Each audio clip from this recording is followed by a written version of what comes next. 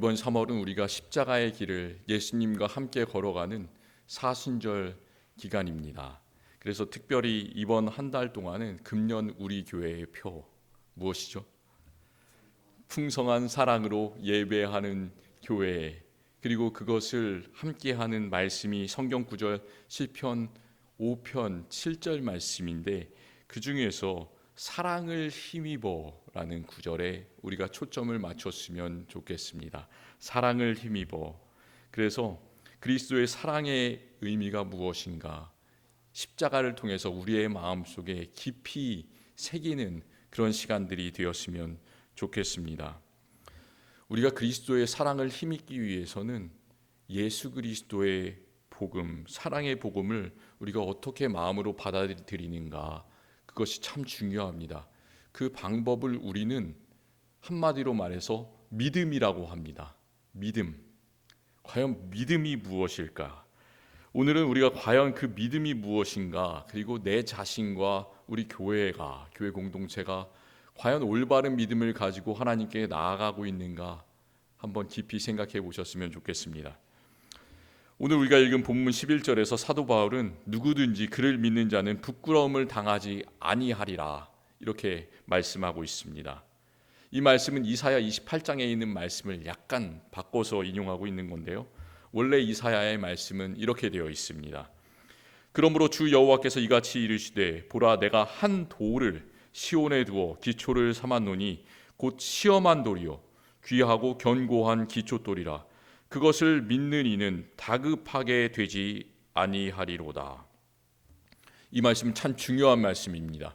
왜냐하면 예수 그리스도께서 어떤 사람에게는 그 사람을 걸려서 넘어뜨리게 하는, 시험하는 그런 돌이 될 수도 있고, 또 그를 믿는 사람에게는 견고하게 그 위에 예수 그리스도라는 반석 위에 세워줄 수 있는 기초돌이 될 수도 있다라는 것이죠. 예수님은 그러니까 우리의 삶에 있어서 하나의 시험대가 된다는 그런 말씀입니다. 우리들 모두는 예수님께서 이렇게 시험하는 걸림돌이 아니라 우리가 그 위에 반석을 놓고 놀라운 집을 세워가는 그런 주춧돌이 되었으면 좋겠습니다. 여기 로마서에서 예수님을 믿는 자는 부끄러움을 당하지 아니하리라 이렇게 말했습니다. 그리고 이사야서에는 그것을 믿는 자는 다급하게 되지 아니하리라 이렇게 말씀하셨습니다. 혹시 살아가면서 지금까지 몇십 년을 살아오셨는데 한번 생각해 보시기 바랍니다. 내가 살아가면서 가장 부끄럽고도 가장 다급했던 경험이 있었나? 누구나 다 그런 경험이 있었겠죠. 사실 요즘 세상에서는 부끄러운 일을 하고도 자기가 부끄럽다고 느끼지 못하는 그런 철면피들이 참 많이 있습니다. 그 뉴스 같은 것을 보면, 신문을 보면 뻔뻔해하는 그런 사람들이 참 많이 나오잖아요.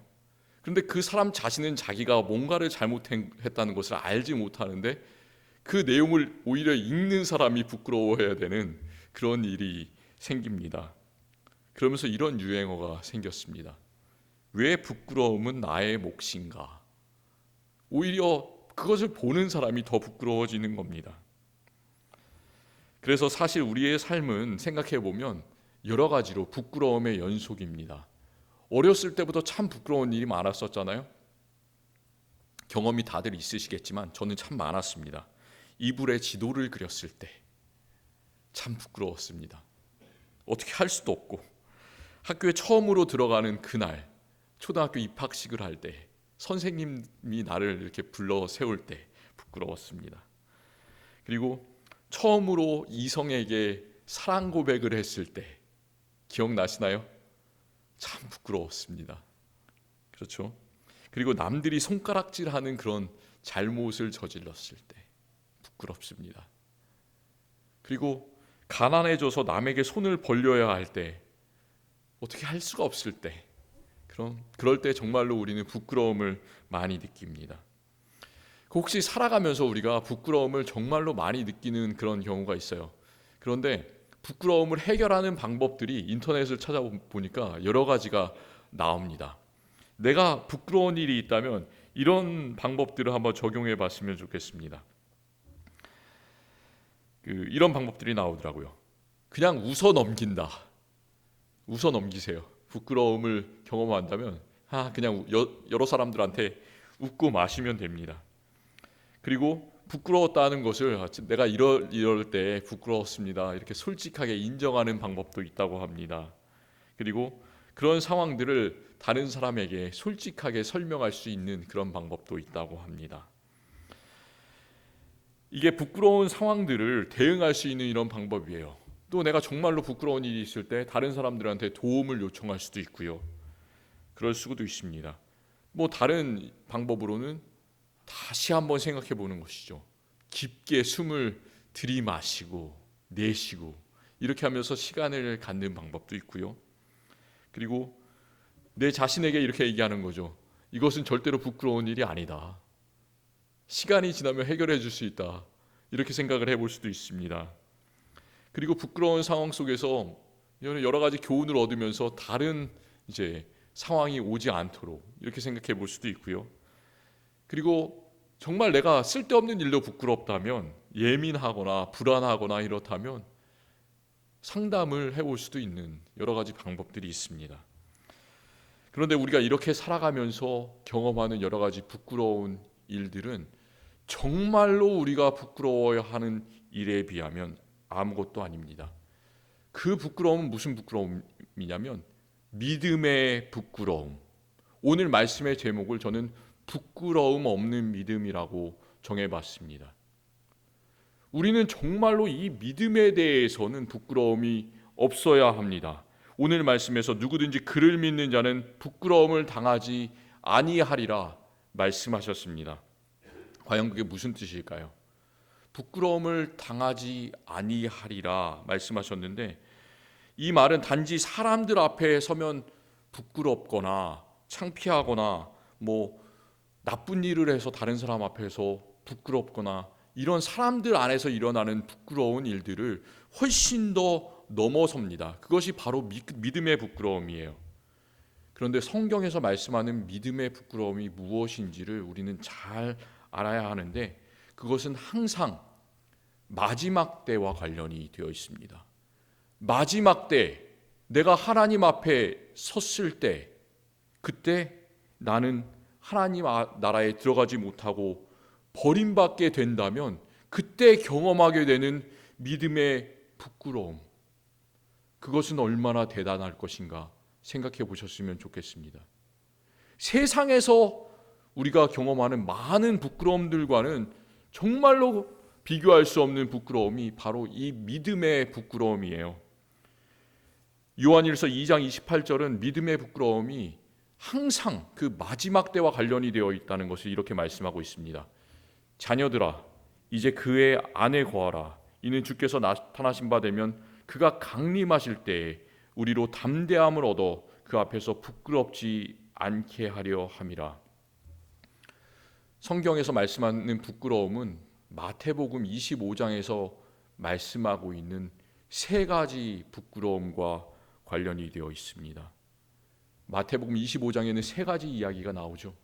첫 번째 부끄러움은 미련하여 혼인잔치에 들어가는데도 기름을 준비하지 못하고 밖에 다시 기름을 사러 나갔다가 문이 닫혔을 때 혼인잔치에 들어가지 못한 사람의 부끄러움입니다. 우리는 그런 부끄러움을 당해서는 안 되겠죠.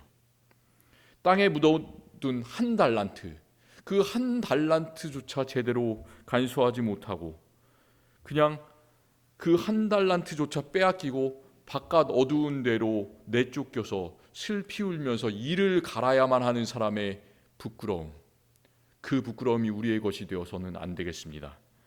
또 형제 중에 지극히 작은 자 하나를 도와주지 않음으로써 하나님께서 양과 염소를 나누실 때 양이 아니라 염소의 편에 설 수밖에 없는 사람, 그리고 영원한 형벌에 들어갈 수밖에 없는 그런 사람들이 느껴야 하는 그 부끄러움, 그 부끄러움이 우리의 것이 되어서는 안 되겠습니다. 이 세상의 부끄러움은 시간이 지나면 지나가요. 어렸을 때 우리가 부끄러운 일이 있었지만 그것이 우리가 나이가 먹고 시간이 지나면 지나가고요. 그리고 항상 우리가 부끄러움을 느끼지만 그것은 시간이 지나면 항상 지나갑니다. 그런데 이 믿음의 부끄러움은 영원히 계속되는 부끄러움이에요. 절대로 잊혀질 수 없는 형벌에, 영원한 형벌에 들어갈 수밖에 없는 그런 사람의 부끄러움, 우리의 영적인 죽음과 관련이 되어 있습니다. 그런 영원한 부끄러움이 우리의 것이 되어서는 절대로 안 되겠습니다. 그러기 위해서 우리가 해야 되는 것은 과연 우리가 지금 경험하고 있는 믿음이 과연 제대로 된 믿음인가, 하나님 앞에서 부끄럽지 않은 믿음인지를 항상 돌아보는 일입니다. 믿음을 돌아본다는 말을 다시 말하면 과연 나는 누구인가, 나의 정체성은 무엇인가를 돌아보는 일입니다. 사순절 우리가 새벽 기도회를 하고 있는데 인터넷으로 또 토요일에 함께 나오셔서 새벽 기도회에 참여해 주셔서 참 감사드립니다. 사순절 첫째 날 제 수요일에 죄를 뒤집어 쓰고 죄를 회개하는 그 날 우리가 함께 생각해 보았던 그 성경 구절은 창세기 3장 19절 말씀입니다. 너는 흙이니 흙으로 돌아갈 것이니라. 참 생각하기가 괴로운 말씀이죠. 우리가 그리스도인으로서 정체성을 발견한다는 것은 우리가 하나님께서 우리와 함께 계시지 않으면 우리는 흙으로 돌아갈 수밖에 없는 존재, 우리는 먼지같이 날아갈 수밖에 없는 그런 아무것도 아닌 존재라는 그런 말씀이죠. 그래서 흙과 같은 아무것도 아닌 우리가 그리스도인의 정체성을 갖기 위해서 필요한 것은 무엇일까? 우리는 그 흙과 같은 존재를 우리의 몸이 되게 해주신, 말하게 해주신, 그리고 하나님께 찬양하게 해주신 그것이 무엇인지를 항상 기억하고 그것을 우리의 마음속에 항상 채워 넣어야 합니다. 그것이 무엇이냐면 바로 먼지를 엉기게 하여 주시고 우리에게 생명을 주신 것, 바로 하나님의 성령이십니다. 우리는 늘 그래서 성령 충만해야 돼요. 성령 충만하지 않으면 우리는 그냥 먼지로 돌아갈 수밖에 없습니다. 하나님께서 땅의 흙으로 사람을 지으시고 그 코에 생기를 불어 넣어주시니 사람이 살아있는 영이 되었죠. 성경에서는 생령이 된지라 이렇게 말하고 있습니다. 그것처럼 우리에게는 하나님의 생기가 필요합니다. 창세기에서 하나님께서 최초로 만드신 인간인 아담과 하와에게만 생명이 필요한 것이 아니라 모든 사람에게는 죽지 않기 위해서는 하나님의 영이 필요합니다. 우리는 에스겔 37장의 말씀을 늘 기억하고 내가 그렇게 되기를, 또 우리 교회가 그렇게 살아나기를 소망합니다. 정말 넓은 곳에 마른 뼈가 가득한데 마른 뼈가 가득한 그 골짜기에서 하나님께서 뼈를 향하여 살아나라 말씀하실 때 그 뼈가 연결되고 그 위에 힘줄이 생기고 살이 입히고 가죽으로 덮여져서 정말 살아있는 사람의 모습이 되었죠. 그런데 한 가지가 없었습니다. 그 한 가지가 무엇이었냐면 바로 하나님의 살아있는 생기였습니다. 그런데 하나님의 살아있는 생기가 그냥 마른 뼈에게 들어간 것이 아니라 하나님께서는 직접 생기야 들어가라 말씀하실 수 있는데도 불구하고 그렇게 하지 않으셨습니다. 어떻게 하시냐면 옆에 그것을 바라보고 있던 선지자 에스겔을 사용하십니다. 에스겔을 향하여 이렇게 말씀하시죠. 하나님의 말씀을 대언하여 뼈에게 생기가 들어가게 하라, 이렇게 명령을 하십니다. 에스겔 선지자가 그것을 순종하여 하나님의 말씀대로 뼈야 살아 일어나라, 생기야 들어가라 이렇게 말씀했을 때 바로 그제서야 비로소 하나님의 영은 살아 움직이면서 실제로 죽은 뼈들을 살려 일으키십니다. 그 죽은 뼈는 단지 하나만 살아서 일어난 것이 아니라 이제 그 뼈가 함께하여 함께 싸우는 하나님의 살아있는 군대가 되었다고 말씀하고 있습니다. 내 자신이 살아 역사했으면 좋겠습니다. 그리고 이 살아있는 하나님의 영 때문에 우리의 모든 교회가 살아 움직여서 하나님 한 분만을 향해서 나아가는 하나님의 살아있는 군대가 되었으면 좋겠습니다. 정말 우리는 그런 사람들이에요. 에스겔 선지자가 살려낸 그 살아있는 뼈들뿐만이 아니라 우리에게도 마찬가지입니다. 오늘 말씀에서 이렇게 말씀하세요. 사도 바울은 말씀이 너에게 가까워 너의 입에 있으며 너의 마음에 있다 하였으니 곧 우리가 전파하는 믿음의 말씀이라. 우리는 항상 말씀과 친하게 지냈으면 좋겠습니다. 우리가 부드러운 믿음을 가지고 살아간다는 것, 부끄러운 믿음을 가지고 살아간다는 것은 단지 한순간 우리가 부끄러운 것이 아니라 골짜기 마른 뼈처럼 그냥 하나님의 생명이 없으면 영원히 죽어갈 수밖에 없는 그런 사람으로 지낸다라는 그런 말이에요. 우리의 정체성을 한마디로 규정하는 것은 바로 하나님의 영이 없으면 죽음입니다. 하나님의 말씀이 없으면 죽음입니다. 우리가 금년에 하나님의 말씀과 가까이 하기 위해서 그 교회에서 나눠드린 그 탁상용 달력 아래 매일 적혀있는 성경 말씀을 매일 하나하나 읽으면서 금년 안에 성경 통독을 함께 해 나가고 있습니다. 우리가 성경 통독을 해야 된다, 하나님의 말씀과 함께 해야 된다, 이 말을 강조하는 이유는 그냥 성경 통독을 하면서 단지 한 번 성경을 읽어서 우리 마음이 뿌듯하기 위해서 성경 통독을 하자는 것이 아닙니다.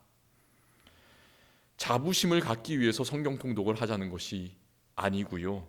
그리고 또 성경 통독을 했을 때 작은 선물을 드리는데 그 작은 선물을 얻기 위해서 우리가 성경 통독을 하는 것은 더더군다나 아닙니다.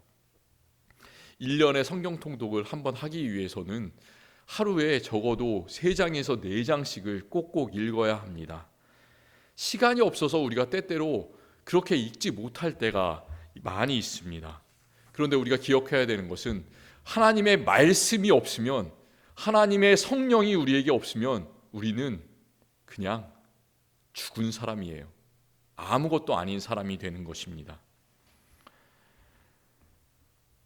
우리가 강조하는 이 성경에 나오는 말씀은 우리가 꼭꼭 이것을 읽어라라고 강조하는 이유는 우리가 율법이 아니라 정말로 하나님의 말씀을 받은 사람들이기 때문입니다.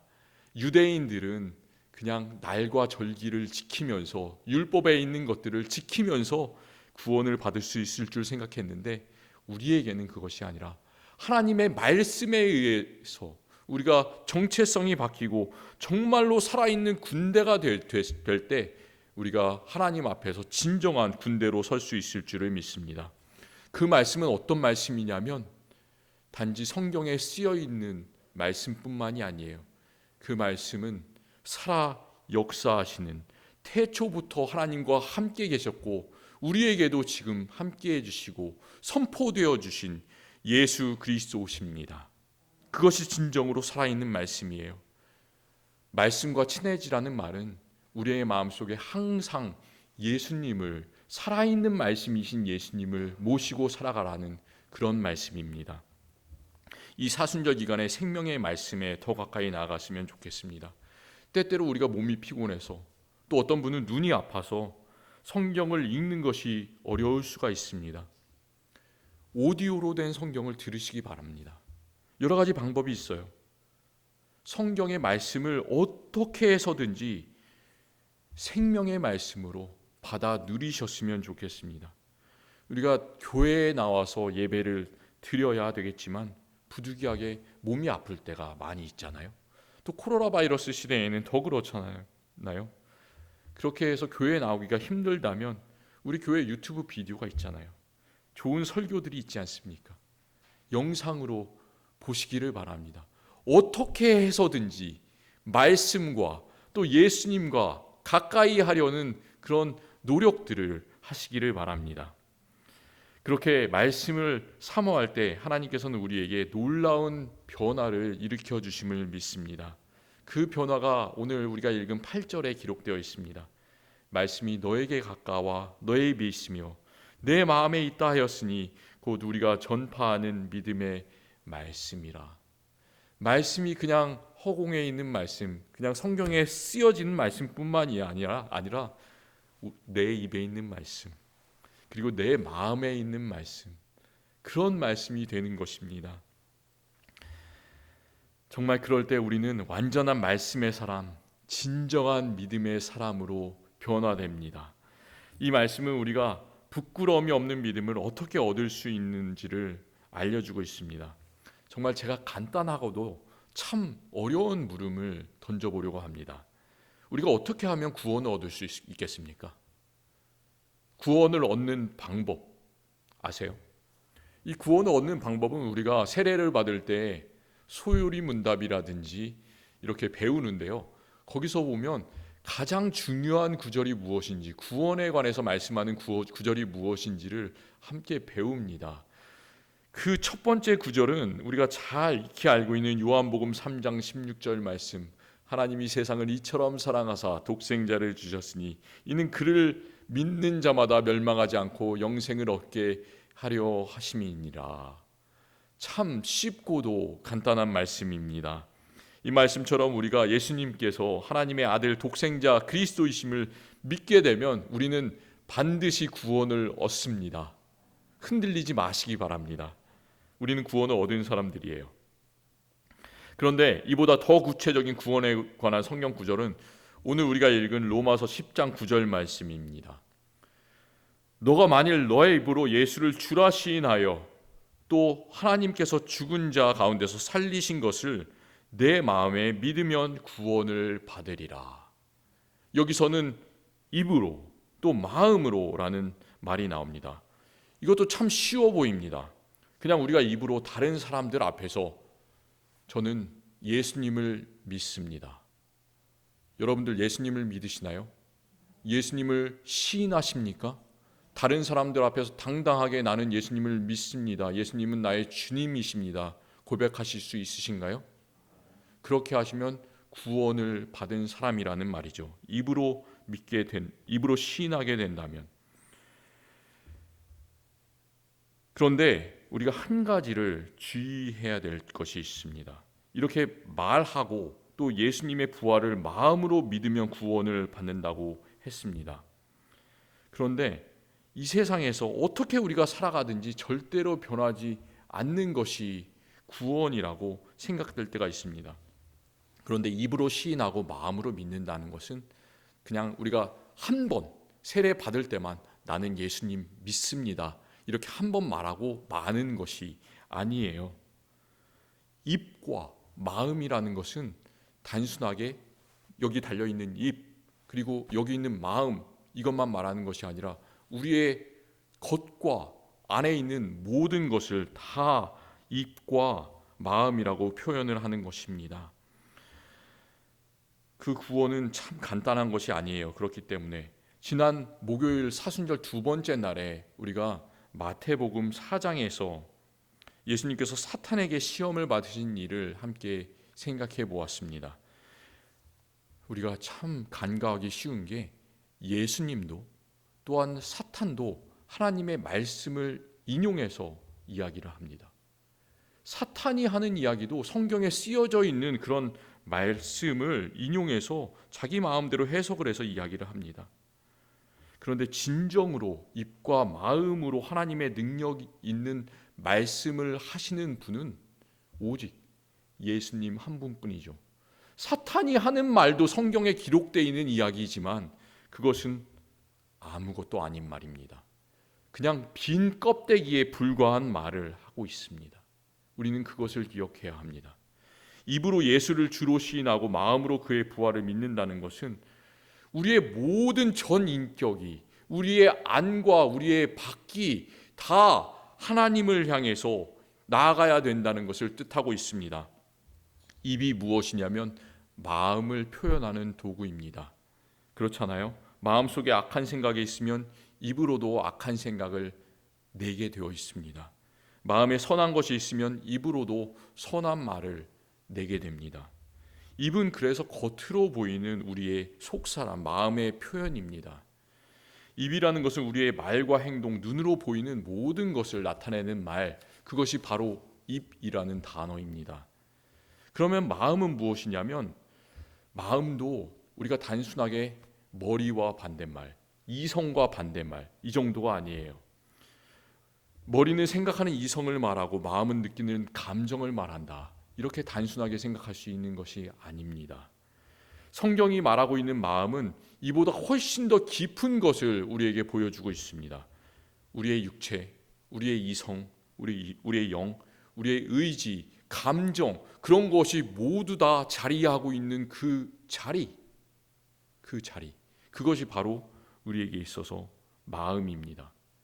그러니까 입으로 예수님을 시인하고 마음으로 믿는다는 말씀은 한 번 나는 예수님을 믿습니다 라고 이야기하고 세상 속에서 내 멋대로 살아가는 그런 일회성에 그치는 고백이 아니라 우리의 안과 밖에서 언제나 예수 그리스도를 향해서 정말 열심히 따라 나가는 그런 과정, 모든 것을 이야기하고 있습니다. 그러기에 우리는 이미 예수님을 믿음으로 구원을 받은 사람이지만 동시에 두렵고 떨림으로 우리의 구원을 계속해서 이루어가는 그런 사람들임을 기억하셨으면 좋겠습니다. 우리의 입으로 예수님을 주님이라 시인하는 것이 쉽지 않은 일이에요. 그렇게 시인할 때 세상은 참 우리를 부끄럽게 합니다. 예수님이 경험하셨던 그 고난을 생각해 보십시오. 예수님께서 십자가에 못 박히신 그 일은 예수님께서 하나님의 아들이라는 것을 시인하셨을 때 생기기 시작했습니다. 대제사장 총독 빌라도 앞에서 나는 하나님의 아들이다, 그것을 시인했을 때 예수님께서는 부끄러움을 당하셨습니다. 엄청난 부끄러움이죠. 옷이 벗겨지고 대신에 붉은색 왕이 입는 홍포를 입히시고 머리에는 관을 썼습니다. 그런데 왕이 쓰는 그런 영광스러운 면류관이 아니라 예수님께서 쓰신 관은 한번 누르면 얼굴을 피로 적셔야만 하는 가시면류관이었습니다. 그는 십자가에 달려서도 조롱을 당했습니다. 부끄러움을 당했습니다.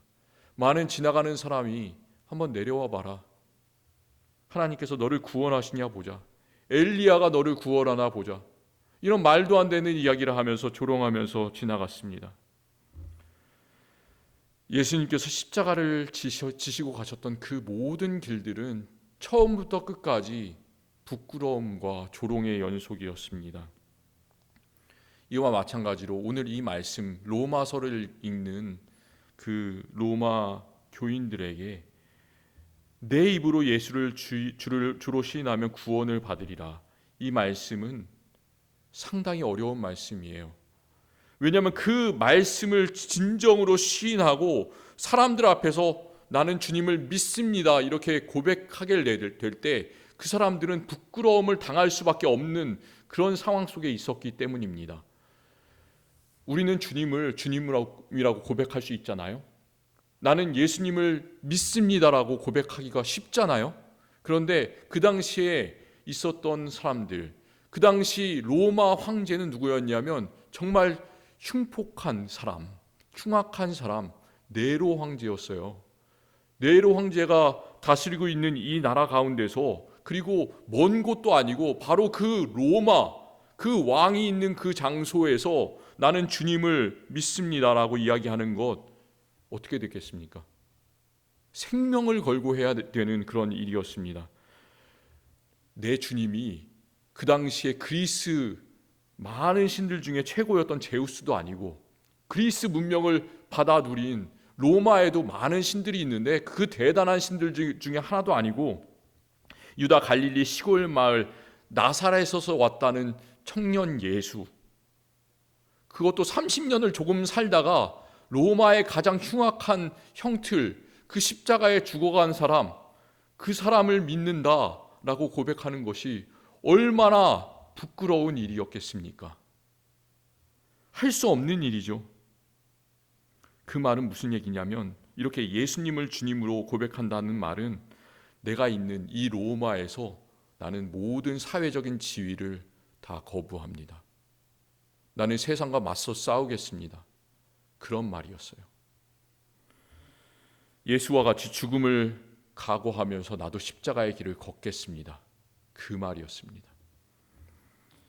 세상의 시각에서는 예수를 믿는 것이 정말로 큰 부끄러움이 되었지만 우리 그리스도인들은 그렇지 않습니다. 누구든지 그리스도를 믿는 자는 부끄러움을 당하지 않습니다.